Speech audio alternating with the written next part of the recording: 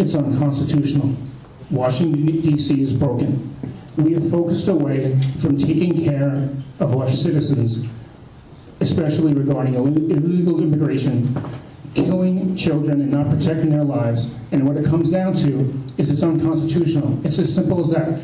Do people need health care? Of course. Unfortunately, it's not a right. I want a brand new car. Does that mean that I'm going to go to Congress and say, you have to give me a car? It doesn't work like that. We have to focus on how the Constitution is written, read it daily, and follow those principles.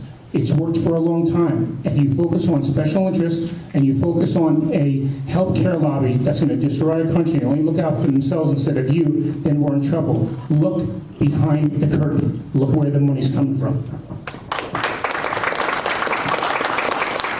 Dr. Hayworth, 1 minute for rebuttal. Sure, I'd like to talk a moment about a practical approach to the problem of the new health law. One of the challenges that we face because of its passage in the dark of night in March against the will of the American people, against the majority, is that our employers are afraid to hire. Their insurance premiums for the employees they choose to insure have already risen because of anticipation of the new mandates that this health law will place on them. That is one of the many challenges facing our small businesses and employers. I have proposed immediately suspending implementation of this law unless and until the unemployment rate falls below 5%, at which time, or within which time, we will, the new wave of Republicans in Congress, of which I'm confident, will repeal if we have enough numbers, and if not, we will defund and depower this law so that we can replace it with a law that works for the American people along the lines I just mentioned. Great. Our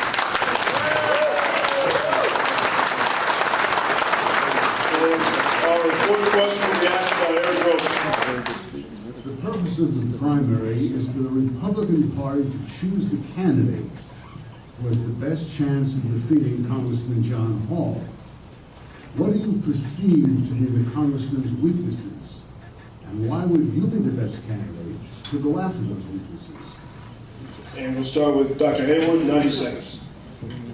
John Hall's record is his weakness. He voted... I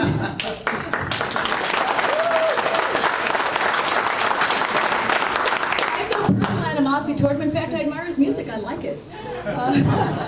But in fact, I think we have actually an active movement to put Orleans back on a reunion tour. But in the meantime, he has voted 98% of the time with Speaker Nancy Pelosi, and that is an indictment that requires almost no further comment.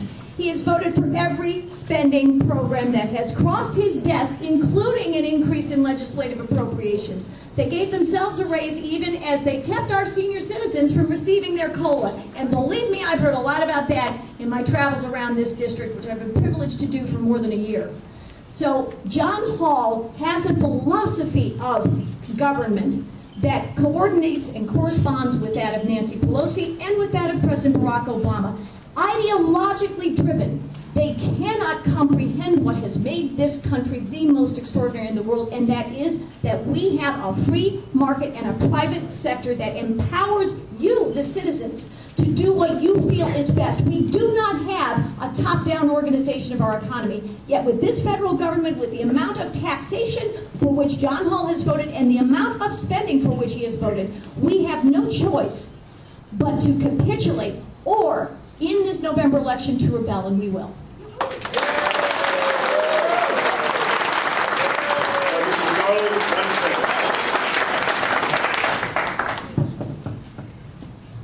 John Hall has a liberal philosophy. I'm not going to stand here, and I said this throughout the time I've been in campaigning. I'll never attack John Hall. I've never met John Hall. It's not worth our time to hit bullet points and criticize a human being that has a certain philosophy that he's hearing to.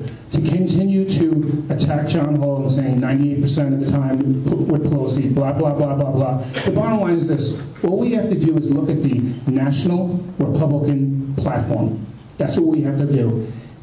Where I stand 100% in agreement with the national Republican platform. John Hall doesn't. Historically, if you look at every time we send a pro-abortion, liberal, moderate Republican to Washington, D.C., their voting record always veers to the left. That's what we have to have a decision. Everyone here who's a Republican, this is a Republican primary. It's tough times now. We have to stop sending pro-abortion, moderately liberal Republicans because consistently, this is the record. Everyone wants to look at John Hall's record. Look at the pro-abortion, moderate liberal Republicans that we've been sending to Washington, D.C.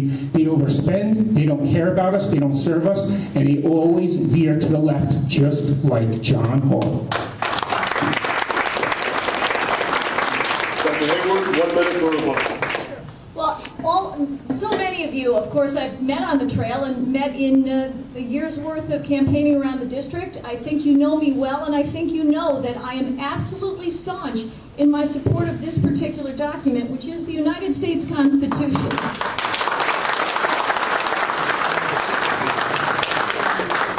I will take a backseat to no one in my defense of the small government principles that have made me a lifelong Republican. And the reason I am a Republican is because we are the party that first repudiated slavery. And I do not intend to have my fellow citizens in this United States in virtual servitude to a federal government that insists on controlling every aspect of your lives. That includes your personal life as well as what goes on in your finances and your pocketbook and your line of work. And I intend to respect